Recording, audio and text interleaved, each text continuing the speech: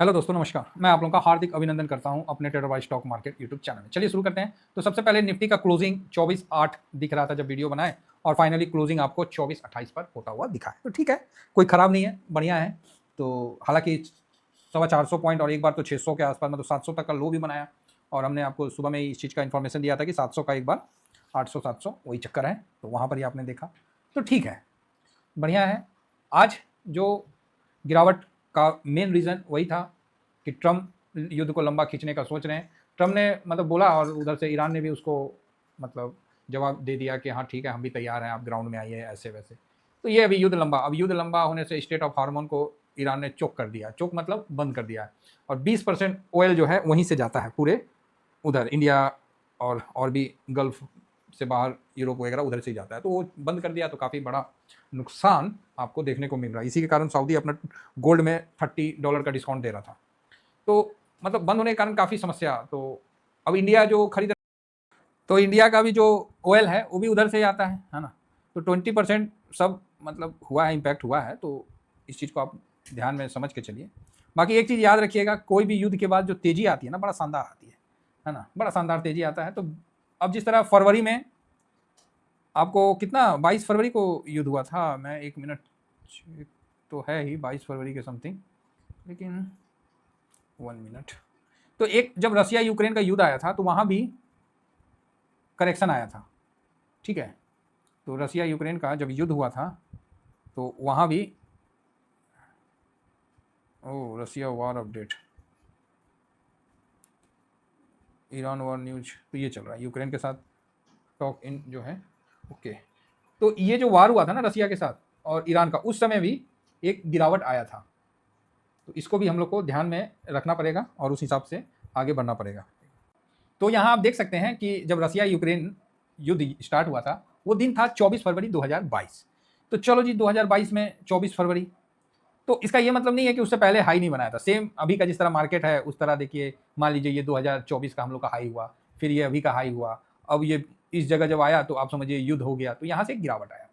तो जब युद्ध का न्यूज़ आया उसके बाद गिरावट कितना आया तो वो देखना है। तो 24 फरवरी युद्ध, हालांकि युद्ध तो पहले से ही शुरू हो चुका था सब जगह, उसका अलाम उलाम।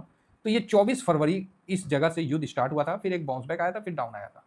तो अगर आप पूरी देखें 24 फरवरी से इस जगह से डाउन कितना आया, तो ये वाला आया। आप इसको निकाल सकते हैं कि कितना परसेंटेज डाउन आया, है ना। 24 से कितना परसेंटेज डाउन आया, इसको भी आप यहाँ फाइंड आउट किया जा सकता है। तो इसको एक बार हम करते हैं कि 24 फरवरी से, अच्छा जी, हाँ, कितना डाउन आया। मान लीजिए ये लीजिए मार्च, ये 24 फरवरी, 23 18 22 23 24, 24 फरवरी से जो गिरावट हुआ वो मैक्सिमम आपको यहाँ पर ही, ये मतलब 8 से 9% के बीच में मैक्सिमम गिरावट हुआ। लेकिन उससे पहले तो गिर रहा था ना। 24 फरवरी आने तक कितना गिरावट हो गया, 24 फरवरी आने तक ऑलमोस्ट 11 से 12% का गिरावट हो चुका था। उसके बाद 8% का अलग से गिरावट हुआ। अब इस चीज़ से आप बोलोगे सर हम लोग को क्या समझना चाहिए, तो इस चीज़ से हम ये चीज़ समझते हैं कि अभी निफ्टी जो है आपको जब से युद्ध का आया है तो ऑलमोस्ट यहाँ हाई था, एक अपने आप यहाँ बिकवाली हो गया और इस जगह आ गया। तो युद्ध तो यहाँ अभी स्टार्ट हुआ ना, फ्राइडे चाहे मंडे जो भी है, उस हिसाब से हुआ तो गिरावट हुआ। तो एक एटलीस्ट 8% से 9% का निफ्टी में गिरावट जायज़ है।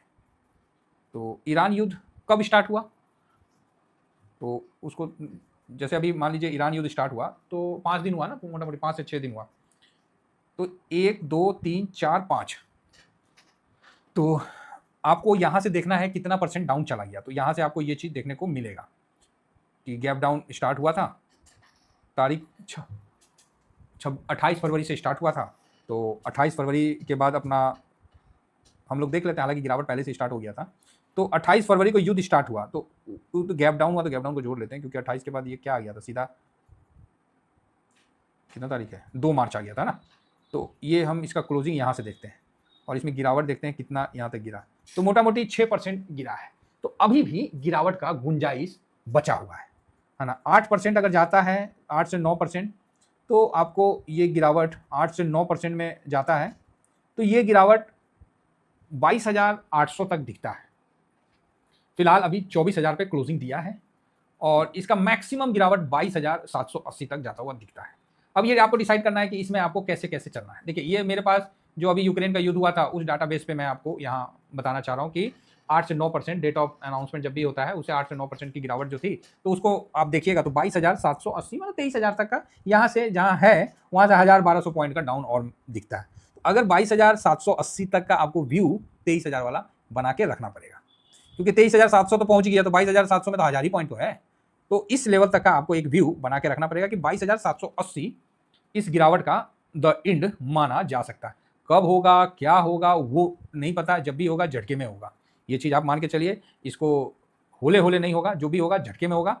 और आज तो बाइंग आया है ना, बाइंग काफ़ी DIS की तरफ से हुआ है, तो अच्छी बात है। और मतलब नीचे से मतलब जहाँ खुला था वहाँ से अपने आप को पॉजिटिव बंद करने में मार्केट कामयाब हुआ। गिरावट ईरान अगर नहीं बोलता फालतू तो नहीं होता। डर तेल का, ब्रेंड का डर रहा। ऐसे पोजीशन में करना क्या है, तो साइड सेक्टर से दूरी बना के रखना है। क्या करना है, साइड सेक्टर से आपको दूरी बना के रखना है। साइड सेक्टर मतलब हो गया कि आप जिस तरह यहाँ देखिए 9 तारीख आप ब्रॉडर मार्केट को छोड़ के सेक्टोरियल, तो सेक्टोरियल में जब आप देखिएगा तो मैक्सिमम गिरावट निफ्टी ऑटो, PSU बैंक ये मजबूत थे, PSU निफ्टी मजबूत हैं, अब ये कमजोर हैं। ठीक है, जो नहीं गिरे थे वो अब गिरेंगे, जो नहीं गिरे थे वो अब गिरेंगे, जो पहले गिर गए थे वो कितना गिरेंगे। और कोई भी युद्ध एक अपॉर्चुनिटी देता है, खत्म होने के बाद स्वाद आ जाता है, ये नया हाई भी बनाता है और नीचे से रिकवर भी लेता है, सब कुछ होता है। ठीक है, तो मुझे तो उस दिन का है इंतजार। फिलहाल अभी घुमाव जब आएगा तो आपको घुमाव में 500-1000 पॉइंट छोड़ना पड़ेगा। ये पहले से ही आप डिसाइड कर लेना कि भाई 500-700 पॉइंट, 1000 पॉइंट आपको छोड़ना पड़ेगा। आप सोचोगे कि एकदम बॉटम में लें तो पॉसिबल नहीं है, 1000 पॉइंट तक का आपको छोड़ना पड़ेगा। मतलब 500 से 700 पॉइंट आपको छोड़ना पड़ेगा, क्योंकि उस दिन क्लियर नहीं होता ना। और अभी ब्रेंड भी नीचे आया, तो कुल मिला के ठीक है ना। तो साइड सेक्टर से थोड़ा दूरी बनाएं, ब्रॉडर मार्केट में बने रहें। निफ्टी, बैंक निफ्टी, IT में पोजीशन रखें। जिनको हार्वेस्टिंग करना है तो वो वीडियो हमने बना दिया, और वीडियो देख के आप समझ सकते हैं। बैंक ठीक है 4% से ज़्यादा का था, तो 3% में तो ओके है। निफ्टी नेक्स्ट 50 भी ओके है, तो ठीक है, कोई ज़्यादा फालतू टेंशन वाली बात नहीं है।